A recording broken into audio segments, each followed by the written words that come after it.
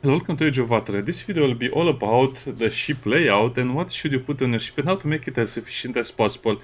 Now, in the beginning of the game, you'll mostly be doing quests and, getting some items here and there, but the more you get into the base building aspect of the game, the more you'll see that you can actually make some wonderful ships and there are many ways to improve them.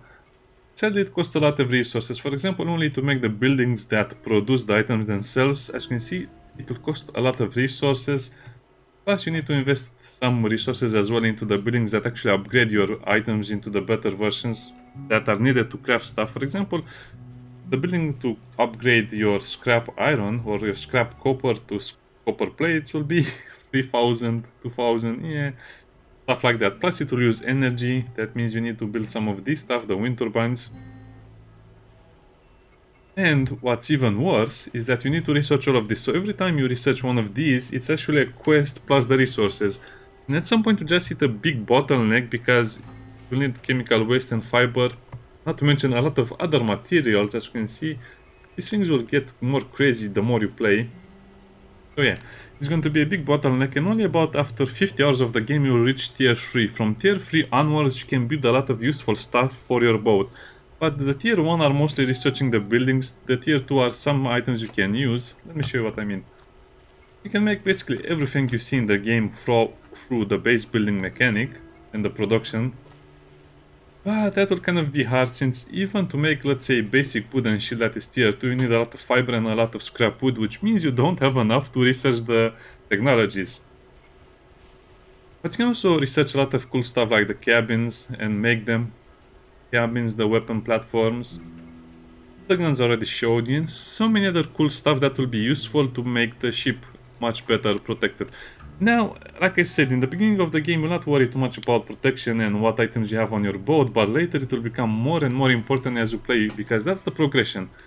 In the story, you can also just save up your medallions. You can get them through a variety of ways. Buy the big resources pack. Either get the normal resources or the advanced one. As you can see, it's chemical waste, and it will be scrap copper over here for these two categories. But as you can see, you don't actually get the fiber. The fiber will still be a big problem, and as you can see, some of these will require the ballast. Ballast is very easy to gather, but it's time consuming as well. So yeah, it's going to be a while. The production will be very interesting to do because, yeah, it's going to be kind of slow and kind of interesting at the same time. So this will be for the end game, where you can just make a lot of cool stuff for your boat. But what do you do in the beginning of the game? Well, in the beginning of the game you just collect stuff. And as you can see, try to hoard them. Try to hoard your fans, your outboard motors, your metal shields, your everything you can gather. Especially the improvised wind generators and some of the other stuff. Everything you will hoard and then you compare later. Don't just disassemble everything, because they have different tiers of quality to them. Let me just go over here to the back, and also you can see how my boat is. Compared to some of the other ones, yeah, as you can see, he protects all of his stuff on that boat. Yeah, like I said, in the beginning you don't really have to worry about protecting stuff, you just have to make your ship as efficient as possible. What does that mean? Well, look at all of the generators I have. As you can see, they have 3 different stats to them. The weight, the health, and then the main stat that is changed. As you can see, it's the power for the wind generators. So some of them will produce, let's say, 4.5 and have a weight of 225 and 350 health. Believe me, health is important, because if it gets damaged, it will need to be repaired. And the tier of the repair you can see on the right, beneath it. So it's 25%, 50%, 75%, 100%. So to get to 100% repair from 0, you need to spend 8 scrap copper and 8 wood, scrap wood. As you can see, this one over here will produce 7 power compared to the 4.1. That's 50% more power generated and more or less the same weight, but also had more health. And the same goes for the other stuff as well. For the batteries is going to be the weight and the health, but that can vary a lot as well. For the metal shields, oh, this will be even worse, because you can see a single metal shield can have 31 armor for 18, which is a huge disparity. Plus the weight can also be a lot more different. So yeah, the developers changed something in the game, so now you can no longer get different crafting tiers, and you will basically be forced to kind of loot them. So in the beginning, you, for example, craft a metal shield 10 times and you get different quality of the metal shield, but now I think you always get the same thing. So it's exactly the same stats for almost all the items. Again, I haven't been able to confirm it since I'm not too heavy into the base building, but just know that in the beginning of the game you just have to gather everything, sorted later, and base building no longer can give variable item quality, or at least not to the same degree it did when the game was released. And now let's speak about some of the stuff you can put. Now the best weapon of course is the cannons. I think the developers will balance this out at some point, but for now the best weapon you can put on your boat is the cannons. Sadly, it's not as easy as it looks, because as you can see the tier 2 cannons need a lot of resources to repair, while the tier 2 machine guns just need the basic ones. And as you can see, to get a cannon to 50% health you need to spend 8 scrap iron, as opposed to 4 wood or 4 for the basic ones. Also you need to spend a lot more gun parts. As you can see, 8 gun parts, that's a huge amount of gun parts to simply get it back to 50% health. So it's going to get very, very expensive if you're just going to put cannons on your boat. At some point you'll not be even able to use them, because if you get sunk, if your ship gets sunken, you get 100% hull back and 25% weapon durability back. So to repair from 25 to 50 or more, as you can see, it's super expensive. So that's why don't just make cannons, make some machine guns as well, because you need the machine guns to be able to board other boats and some other stuff. So yeah, be very, very careful what you do in the beginning, because a lot of people just tell you speed and cannons. That's the thing, bro. Not really. Not really. I don't know why the game is crashing. It seems like it has some problems over here, or maybe more and more people are playing it. Now, we have spoken about all of the important stuff. Now let's look at the ship layout and what you can put on it. Now, I recommend, like I said, you should put a lot of power management, power generation stuff on it. Also, the horn and the other stuff, will just put them wherever you can. Cosmetics here and there. So you basically want a cabin to protect your helmsman and something behind them. So if something shoots you from behind, it will hit something else, possibly. Also, always have the distiller on your boat, because it produces water that you can sell later. Over here you can see the ship stats that are upgraded. For example, if I take out the motor, that's a huge loss. So the quality of the motor also is very important. It will modify other stats as well. As you can see, I'm producing a lot of power because you need excess power. Now, some people prefer to have more speed, and at this point of the game I can put more speed on the boat, but as you can see I can basically cruise at the boosted speed forever. So 75, basically forever. And you may wonder, why do I prefer it like this instead of, you know, all of the fans on the boat? Well, simply put, I just want to travel everywhere faster, so you'll travel for longer distances with more power generation. And plus you can just put the exhaust on your boat if you want the speed to boost, like this one, see? 10% engine power, 5% engine power. I don't really have any fans left because they're just annoying to deal with since they eat so much of your power. But at this point of the game I could definitely improve it a little bit more. Also, the machine guns are in front because I want the machine guns to get damage first. The cannons are a little in the back. I also have this thing over here, so if someone shoots my boat from the front, as you can see, it will hit my lucky cat. And then the things over here, the funnels. And then the machine guns, and then this thing over here, which is something, the cabin. You can put a lot of stuff over here, but it's armored, more or less, and it's going to take a lot of damage, and then one over here and one over here. And then this is where the very, very squishy stuff is located. Now, if you get hit with missiles or in the middle of the boat, that will be a huge loss to your resources, because that's the idea. You don't want to repair your boat 10 times, you just want to repair the stuff that is in front, so don't run away. If you run away, you'll basically get even more stuff damaged.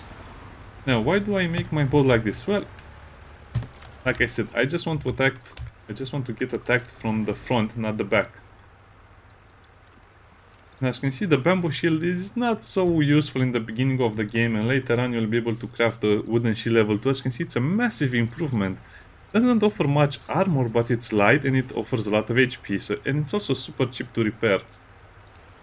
And you don't want to repair everything all the time, just because of the reasons I said. You'll basically be going through all of your resources in no time. So yeah, at this point you can put more fans on it, but usually you'll have to make something like this, because look at how much power I use up when I just shoot once. Let's wait again.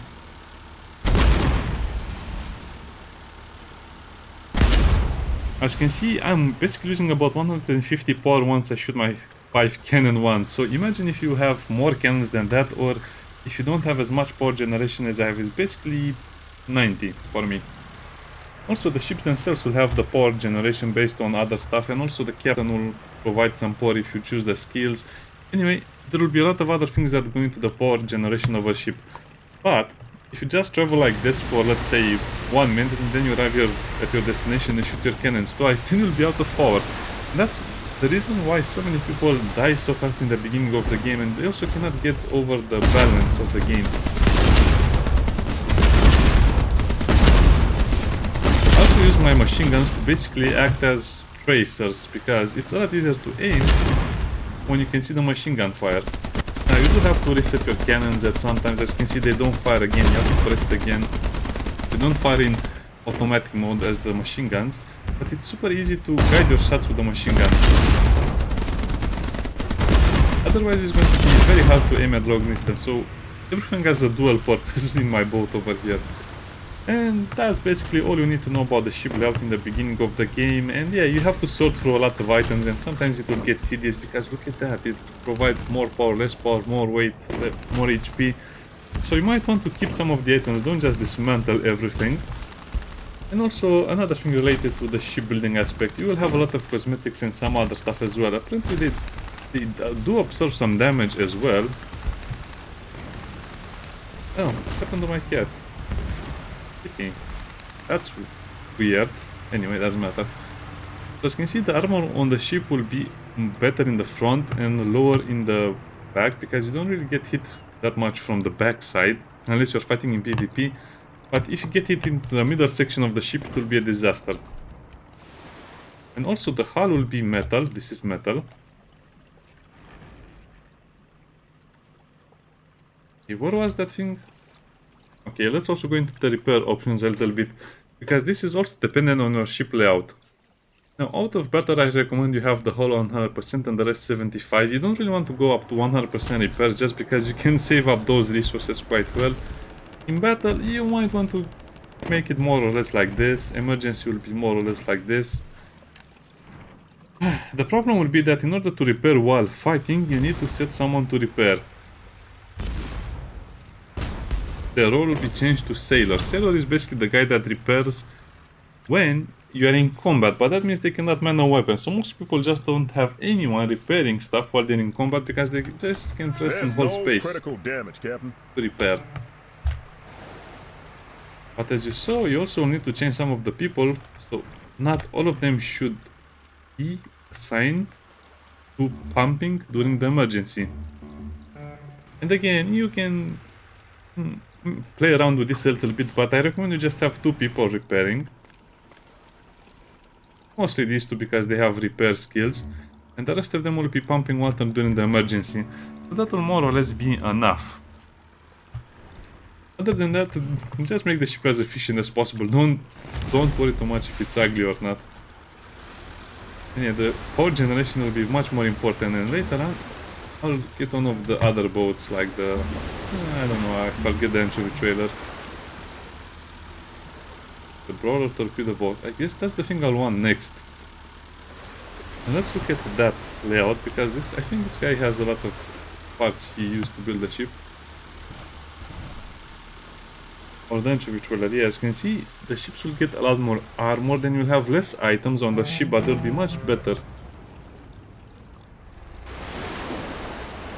It's also an interesting design, but again, it's not defended at all. You basically will shoot out all of the guns in no time. Very interesting. Anyway, that's all I wanted to say about the ship layout in the beginning of the game, and it will get more complex as you play, and definitely have to make more videos. But for now, just just keep everything you have, just focus on the quest. As you can see, I've done most of my quests. There are some repeatable quests left. Sadly, that will mean you'll be about level 20 when you're done with all of the quests, which means you can only have tier 4 boats under your control. It's gonna be a little tricky to do. So yeah, next video we'll capture one of those rank 4 ships, and we'll also do a lot of other cool stuff as well. Bye bye.